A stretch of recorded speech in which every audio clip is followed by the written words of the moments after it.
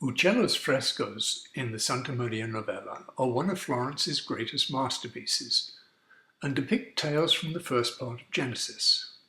We, though, are going to look at something so far completely overlooked by art history, the little secret doorway just above Eve's head. The entire painting is full to brimming with letters, and the first to catch my eye began with F.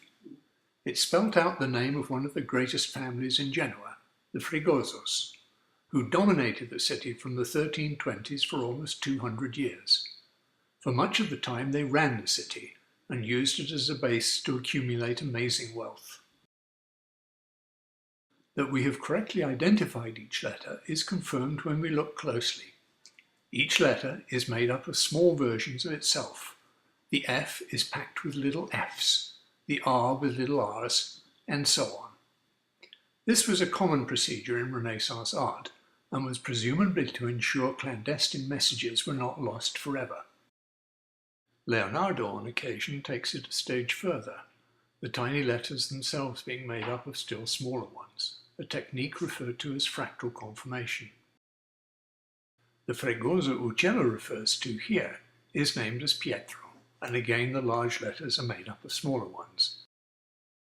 If we freeze the video, we see the tiny P's, E's and R's are particularly salient. Pietro, it seems, was a shadowy figure, generally shunning fame and visibility so that he could build the family's fortunes while keeping rivals unprepared and off guard. There are few depictions of him, but artists did leave a few glimpses of what he looked like. And now an unexpected location bursts on the scene. In 1372, Famagusta in Cyprus was one of the wealthiest cities in Europe. As the nearest outpost within Christian Europe to the start of the Silk Road to China, it had accumulated untold riches, but it was not to last. In 1373, the Genoese invaded Cyprus, and the admiral of the fleet seized Famagusta and all its treasures for himself. Now the richest man in Europe, he founded dynasties that took the Renaissance to its greatest peaks, and his name was Pietro Fregoso. But why was all this relevant to Uccello? Well, he was the great-grandson of Pietro Fregoso.